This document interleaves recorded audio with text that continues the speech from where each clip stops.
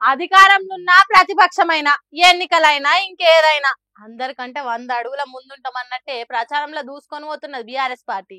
నీకు దొరక నీ అయ్యకు దొరక అన్నట్టు ఉరుకులు పరుగులు పెడుతున్నది.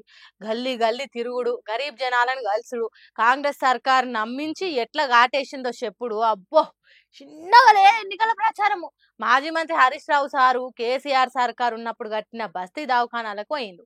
అక్కడికి వచ్చిన బస్తీ పబ్లిక్ ను పలకరించి మాట్లాడిండు.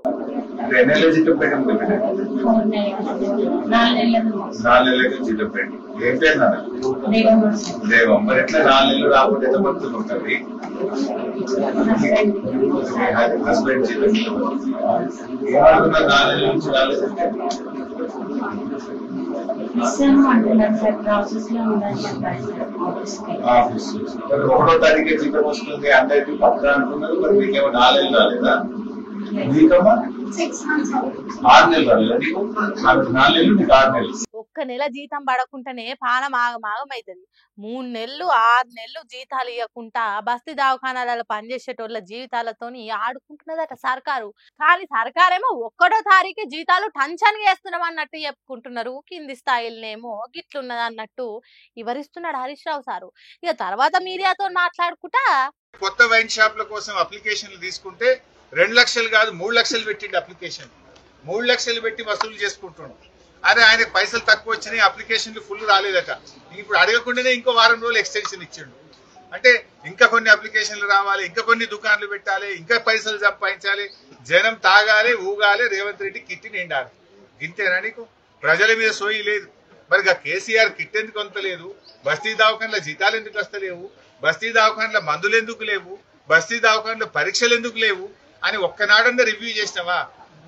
ఆనాడు 15వ ఆర్థిక సంఘం కేంద్రంలో ఉండే ప్రభుత్వం అరే ఈ బస్తీ దవాఖానాలు చాలా బాగా పెట్టిండు కేసీఆర్, బాగుంది, దేశం మొత్తం తెలంగాణను చూసి నేర్చుకోండి అని ఆనాడు మమ్మల్ని ప్రశంసించారు. కానీ ఈనాడేమైపోయింది? బస్తీ దవాఖానాలకే సుస్థి పట్టింది. పనిచేసే సిబ్బందికి వైద్యం లేదు, గోళీలు లేవు, పరీక్షలు లేవు. ఆ డాక్టర్ అమ్మ చెప్తుంది అన్ని స్ట్రీట్ డాగ్స్ సార్, పొద్దున డ్యూటీకి వచ్చేటప్పుడు పోయేటప్పుడు ఏడ కుక్కలు కరుస్తాయని భయంగా వస్తున్నాము అని చెప్పి ఆ డాక్టర్ అమ్మ చెప్తున్నటువంటి పరిస్థితి. అంటే జిహెచ్ఎంసీ అసలు పనితీరు బాగలేదు. ఎట్లా బాగుంటది? రాజు మంచోడైతే రాజ్యం బాగుంటది, అసలోడే కరెక్ట్ లేనప్పుడు జిహెచ్ఎంసీని అని ఏం లాభం సారు? ఇట్లా జూబ్లీహిల్స్ నియోజకవర్గంలో తిరుగుకుంటా హరీష్ రావు ప్రచారం చేస్తుంటే ఇంకో పక్క ఖైరతాబాద్ లో కేటీఆర్ తిరుగుతున్నాడు. అక్కడున్న బస్తీ దవాఖానకు పోయి సర్కారు సక్కదనం ఎట్లున్నది అనేది అడిగి తెలుసుకున్నాడు. ఇక్కడ కూడా అంతే, జీతాలు పెండింగ్, నౌకర్లు చేసేటోళ్ళ కడుపులు మండింగ్ అన్నట్టే ఉన్నది. తర్వాత కేటీఆర్ బయటికి వచ్చినాక విలేకరి ఓ ప్రశ్న అడిగితే పార్టీ మారినోళ్ళ దిమ్మ తిరిగేటట్టు మాట్లాడిండు. మా పార్టీ ఎమ్మెల్యే ఉంటే మా పార్టీ ఎమ్మెల్యే పేరు కాంగ్రెస్ స్టార్ క్యాంపెయినర్ లిస్ట్ ఎందుకు వచ్చింది? ఆయన మా పార్టీ ఓ ఏ పార్టీ? ఇటు ఉండే ప్రజలందరికీ తెలుసు ఏ పార్టీలో గెలిచిండు, ఏ పార్టీలో వేయిండు, అందరికి అన్ని ఎరికే. అంత పిచ్చోళ్ళు ఎవరు లేరు, కాంగ్రెస్ వాళ్ళు అనుకున్నంత పిచ్చోళ్ళు తెలంగాణలో ఎవరు లేరు. మా పార్టీ ఎమ్మెల్యే పేరు కాంగ్రెస్ స్టార్ క్యాంపెయినర్ లిస్ట్ ఎట్లా వస్తుందా? దానం నాగేందర్ పేరు స్టార్ క్యాంపెయినర్ కాంగ్రెస్. ఏమైనా నీతి ఉందా వాళ్ళకు? ఏమైనా రీతి ఉందా? అసలు ఏమైనా ఇజ్జత్ ఉందా అంటున్నాను నేను కాంగ్రెస్ పార్టీ. ఎంతసేపు కొట్లాడుకున్నాడు, ఎంతసేపు అని. ఇంకోటి ఎమ్మెల్యేలకు కూడా పార్టీ మారిన వాళ్ళకి ఏమైనా సిగ్గుందా? అది ఏ పార్టీలోనే ఉంటే చెప్పలేని దౌర్భాగ్యం ఏంది నాకు అర్థం కాదు. చెప్పు దమ్ముంటే నేను కాంగ్రెస్ లో పోయినా, అవసరమైతే ఉప ఎన్నిక కొట్లాడతా, నాకు ప్రజల మీద పెద్ద పొడి చేసినాం, అద్భుతాలు చేసినాం, 2 ఏళ్లలో విజయోత్సవాలు చేస్తారు కదా, చెయ్యి రాండ్రి ఎలక్షన్లకు వద్దన్నమా. ఇట్లా ఇజ్జత్ తీసి ఇంటెన్కి వేసినట్టు చేసిండు పార్టీ మారినోళ్ళను. ఇక ఇంకో మాజీ మంత్రి జగదీష్ రెడ్డి బోరబండ వినాయకరావు నగర్ బస్తీ దవాఖానకు పోయిండు. డాక్టర్లను సమస్యలు అడుగుడే కాదు, తన ఒంట్లో ఏమైనా సమస్యలు ఉన్నాయా అని హెల్త్ చెకప్ చేయించుకున్నాడు.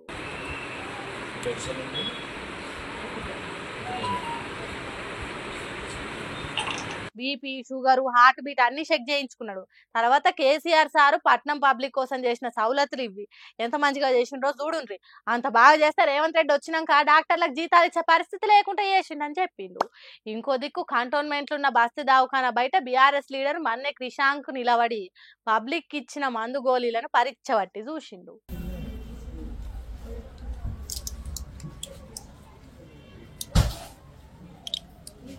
ये अभी दिया है आपको? अभी दी बेटा, अभी ले लेके अब बाहर निकल आप आए.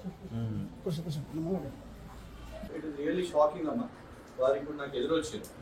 వారు ఇచ్చిన టాబ్లెట్స్ మీ డోర్ స్టెప్ బయటనే. దీని ఎక్స్పైరీ జూలై 2025. ఎట్లా ఇట్లా ఎంత బాగా చేసిండో చూడుండ్రి మన రేవంత్ రెడ్డి బస్తీ దవాఖానాలను. పానాలు కాపాడాల్సిన మందు గోళీలు పానాలు తీసేటట్టు తయారు చేసిండు. ఏంది గిట్లెందుకు ఇచ్చిండ్రు అని అడిగితే నీళ్లు నమ్ములుతున్నారు అక్కడ ఉన్నోళ్ళు.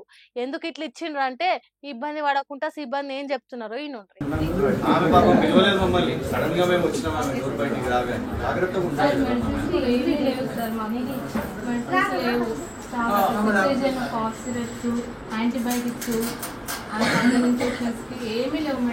చూడండి ఎట్లా అయిపోయిందో. సిబ్బందికి ఇచ్చే జీతాలు దేవుడెరుగు, కనీసం మందు గోళీలు కూడా సప్లై చేస్తలేదట సర్కారు. ఎట్లుండే దవాఖానాలను ఎట్లా తయారు చేసిండ్రో చూడుండ్రు అనుకుంటా ఎన్నికల ప్రచారాన్ని జోరుగా చేసుకుంటా పోతున్నారు. పట్నం పబ్లిక్ ను కాంగ్రెస్ ఏ తీరుగా చూస్తున్నది అనేది జనానికి అర్థమయ్యేటట్టు చెప్పుకుంటూ పోతున్నారు. అట్లా కారు గుర్తు పార్టీని 5వ గేరేసి నడిపిస్తున్నారు ప్రచారంలా. కడుపు దించుకుంటే కాళ్ళ మీద పడుతుంది అన్నట్టే ఉన్నదట Congress party senior leader Jeevan Reddy పరిస్థితి. మా బాధలు చెప్పుకుంటే చరిత్రలు అయితాయి, రాసుకుంటే గ్రంథాలు అయితాయి, ఏందయ్యా మాకు ఈ గతి పట్టించిండ్రు అన్నట్టు మంత్రి అడ్లూరి లక్ష్మణ్ ను నిలబెట్టి అడుగుతున్నాడు. ఈయనుండ్రోసారి వాడేవాడు సార్ అంటున్నా. 10 ఏళ్ళు ఏదైతే మమ్మల్ని అరిగోత పెట్టుకుని ఏది ఇస్తుందో ఇవాళ మళ్ళీ ఏదైతున్నదో మళ్ళీ మాది పెత్తనం చేస్తా. ఏదైతే ఉందో బీఆర్ఎస్ సర్కార్ ఉన్నప్పుడు ఏదైతే గోసలు పడ్డమో ఇప్పుడు కూడా అదే గోసలు పడుతున్నాం. మా మాటకి ఇలవలేదు, మేము చేయమన్న పనులకు నిధులు లేవు, ఇక ఎందుకు కాంగ్రెస్ ప్రభుత్వం ఉండి అన్నట్టు అడుగుతున్నాడు. చెప్తా మీరు అభివృద్ధి చేయరా, మీరు మంజూరు చేయరా, మీరు అసలు సిద్ధాంతం పెట్టుకున్నారా? ఓన్లీ పార్టీ ఫిర్యాదు చెప్తే నేను పని చేస్తా అని చెప్పని పెట్టండి, బోర్డు పెట్టండి. పార్టీ ఫిర్యాదుదారులకి అవకాశం, ప్రతిపాదన అట్లయినా కాంగ్రెస్ పార్టీ పెట్టుకున్నది ప్రభుత్వం. Jagtial MLA Sanjay BRS party నుంచి కాంగ్రెస్ పార్టీ జీవన్ రెడ్డి మీదనే గెలిచిండు. అట్లా గెలిచినోడు తర్వాత కాంగ్రెస్ పార్టీలో ఏరిండు.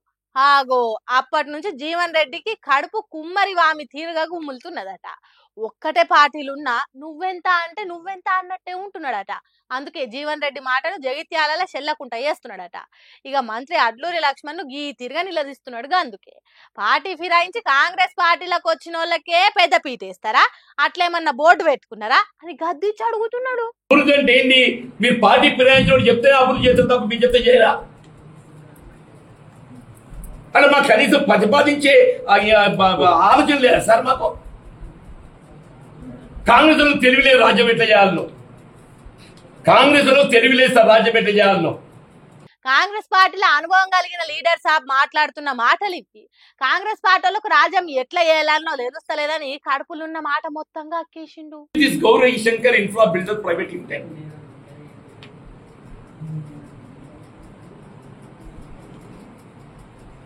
మున్సిపాలిటీ వర్క్ వచ్చినా ఆడే చేయాలి, వాటర్ వర్క్స్ వర్క్ వచ్చినా వాడే చేయాలి, గోదాములు వచ్చినా వాడే చేయాలి. ఏం సార్ మరి చేసుకోవాలి బతకని, వారికి ఆశ ఎక్కున్నట్టు బతకని సార్.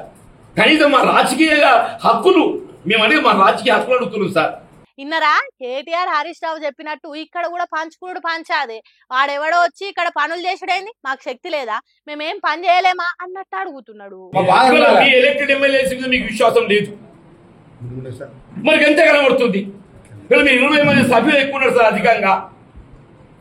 వీళ్ళు కాంగ్రెస్ పార్టీ ఎలక్టెడ్ ఎమ్మెల్యేస్ కును బీఆర్ఎస్ మధ్య వ్యత్యాసం ఏదైతున్నదో ప్రతిపక్షాల మన మధ్య 20 సంఖ్య ఉంటుంది సార్ అంటూ నేను. ఎంఐఎం కూడా ఇండిపెండెంట్ పక్కన పెట్టండి, మన పార్టీని మనం చక్కగా చూసుకోకుండా నేను వాడేవన్నా తీసుకెళ్ళి పక్కన పెట్టుకుంటే మీరు ఏమైనా మంచిదంటే కాంగ్రెస్ మీరు అడ్జేస్తాను కదా సన్నగడతాం కాదు. సర్కారును నడిపే అంత బలం ఉన్నాక బయటి పార్టీలను ఎందుకు తీసుకోవాల్సిన పనేమున్నది మనకు? అంటే కాంగ్రెస్ పార్టీలో గెలిచిన ఎమ్మెల్యేల మీద నమ్మకం లేదా మీకు? పోగాలుంటే ఎందుకు తీసుకున్నారు బయటి పార్టీ ఎమ్మెల్యేలను? ఎందుకు నన్ను ఇట్లా మానసిక క్షోభకు గురి చేస్తున్నారు అన్నట్టు మస్తు ఆవేశంగా అడిగిండు. అరే గంగ నువ్వే నన్ను చేసింది ఇట్లా, నన్ను సత్యం చెప్తున్నా. మానసిక హింస గురి కావడానికి కారణం ప్రధానంగా శ్రీధర్ బాబు గారు 1 లక్షల మరి ఇల్లు ఇస్తారని చెప్పండి. ప్రాణం చెప్తున్నాను, నాకు ఆనాడు తెలిపిస్తుండే ఒట్టి నన్ను ఏదైతుందో ఆ మేకలుగా ఇట్లా బలిచ్చినట్టు ఇచ్చినట్టుండే. అయ్యో పాపం, అమ్మోరు జాతరల మేకను బలిచ్చినట్టు జీవన్ రెడ్డిని బలి చేసి అడ్లూరి లక్ష్మణ్ శ్రీధర్ బాబులు మంత్రి పదవులు పొందిండ్రు. వాళ్ళు చేయబట్టి నాకు ఈ మానసిక క్షోభ అనగానే లక్ష్మణ్ అవుతున్నాడు. దయచేసి నాకే పదవి అక్కర్లేదు. నేను మొన్న చెప్పిన మా ఊళ్ళకు నాకు కావాలంటే 10 ఒక 24 గంటలు పట్టుకొస్తా అని చెప్పింది నేను. 24 గంటలు బుక్ ఎక్కేస్తా అని చెప్పింది నేను. నాకు కాదే నా కార్యకర్త హక్కులు కాపాడాలి. మరి గంట సేపట్ల పదవి తెచ్చుకుంటా గాని ఇవాళ కార్యకర్తలు అనేటోళ్ళను కాపాడుకోవాలన్నా వద్దా? మరి ఎందుకు ఇట్లా మంది పార్టీలో గెలిచినోని తీసుకొచ్చి నా నెత్తి మీద పెట్టిండ్రు అన్నట్టు బాధను దిగమింగి మాట్లాడుతున్నాడు. పాపం అడ్లూరి లక్ష్మణ్ ఏం మాట్లాడాలనో అర్థం కాక శత్తమే శత్తం అన్నట్టు చెప్తున్నాడు. ఎవరు ఎన్ని చెప్పినా కాంగ్రెస్ పార్టీలనే ఉండి ఎన్నో పోరాటాలు చేసిన జీవన్ రెడ్డి ఇప్పుడు జీవం లేని లీడర్ తీరుగా మిగిలిపోయాడు. కాంగ్రెస్ పార్టీలు ఇంకా పట్టించుకోకుంటే పార్టీ మరి ఛాన్స్ కూడా ఉన్నదని అంటున్నారు. చూడాలి మరి ఏం జరుగుతుందో.